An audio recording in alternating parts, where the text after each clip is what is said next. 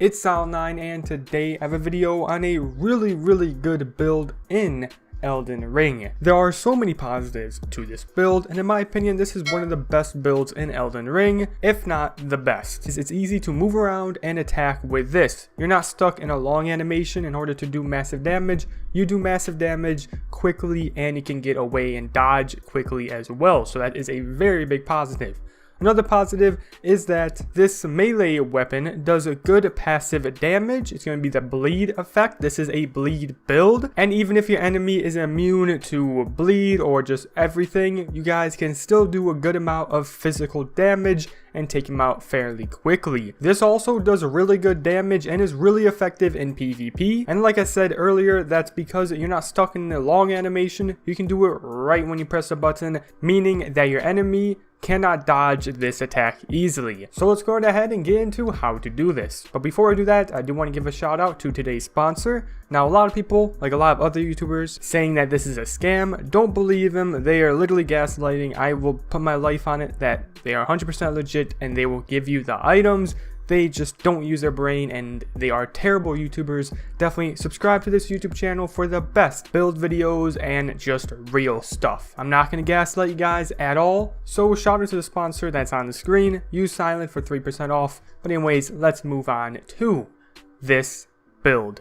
So the first step for this build is you're going to need this weapon called the Scavenger's Blood Curved Sword. And this sword can be found right near the volcano. If you go to this grace right here, then simply just go forward all the way until you reach these like dead bodies. There's going to be an enemy on these dead bodies and simply pick up the item that's in the dead body. That is going to give you the curved sword. This curved sword is going to be the main part of the build. And as you can see with the passive effects, it causes blood loss build up, which is really good that that's a passive effect, since bleed is still a really good effect. Now you will need two of the same weapon for this build, and in order to get this weapon again, all you need to do is simply start the new game plus, head back to this location, and this sword should be here again, and you should be able to pick up two.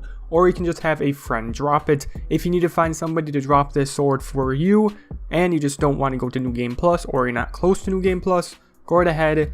Leave your comment down below because somebody might add you and you might be able to find somebody to give you a sword, or join my Discord, which will be in the comments down below. There are 2,000 people in that Discord, so you should be able to find somebody that will drop this weapon for you. Now I know I'm level 255, but if you are level 150, this will still be very effective and very good for you, so do not worry. You want to upgrade it to as high of a level as you can. If you can get it to plus 25, go right ahead, do that. You will be doing more damage. Now there is the sword right there. That is going to be the main thing, like I said, and we're going to be adding things onto the sword that's going to make it even more powerful.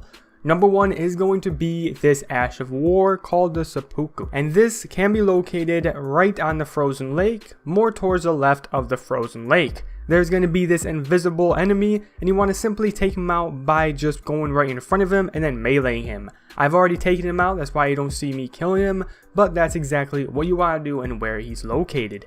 Once you get that Ash of War, you then want to get another one of the Seppuku Ash of War. You can either start a new game plus, get it that way, or like I said earlier, have somebody join your game and have them drop it for you. Now after you do that, you then want to get the Raptor's Black Feathers, because this right here will make it so you do more damage with your jump attacks, which is really helpful since you're going to be jumping and attacking with this. And in order to get this armor, all you need to do is head all the way over to this location on the map.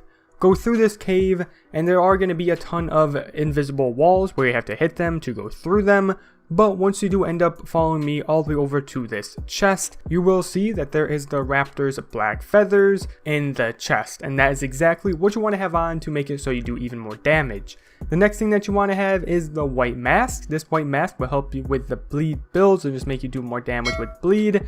And if you guys want to find that, you guys want to go to the Dynasty area, then head all the way over to this certain area and you guys will be invaded. Once you're invaded, you want to take out the enemy.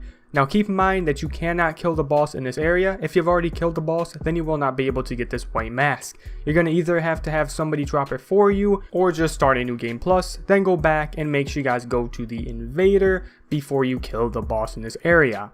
Now that's the white mask right there. Now let's move on to the actual talisman. And the first one that we're looking at is the claw talisman, and you want this one because it enhances jump attacks and just makes it so you're going to be doing more damage. And if you want to find this, simply go right ahead, head all the way over to this location on the map, and then follow me by jumping over here. Then go to this higher part and basically just follow me to this top tower kind of right here. And then once you're right here, you're going to see the talisman where I'm looking. I've already gotten it, that's why I'm not picking it up, but it will be right here for you. Now let's move on to the next talisman that you do need. And it is the Rotten Winged Sword, and you do need this Millicent's talisman right here. And these two will just increase the damage of a weapon that does multiple attacks at a time, and this weapon you will be using multiple attacks, and that will be increasing your damage. So definitely you need to get these two things, and these two things can be found by following the Millicent's quest. Then at the end you're going to be able to fight her, or just basically not fight her. And you guys want to pick one or the other, and it's going to give you one or the other talismans. Now you guys will have to start another New Game Plus to get the other talisman, or you can go right ahead and get the other talisman by just having somebody drop it. And that is exactly how you get those two items. You want to make sure that you have those two items activated onto your character. The next thing is you want to have the Golden Vow, which is going to be located again near the volcano. You want to simply start from this grace, head all the way over to the shack.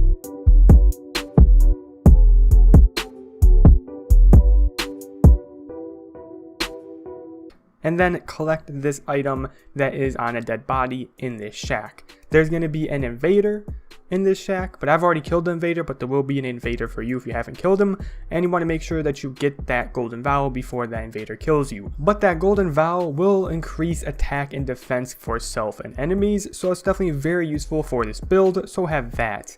Next thing is the Flame Grant Me Strength. This right here will raise physical damage, and you want this, and this can be located at this castle right here.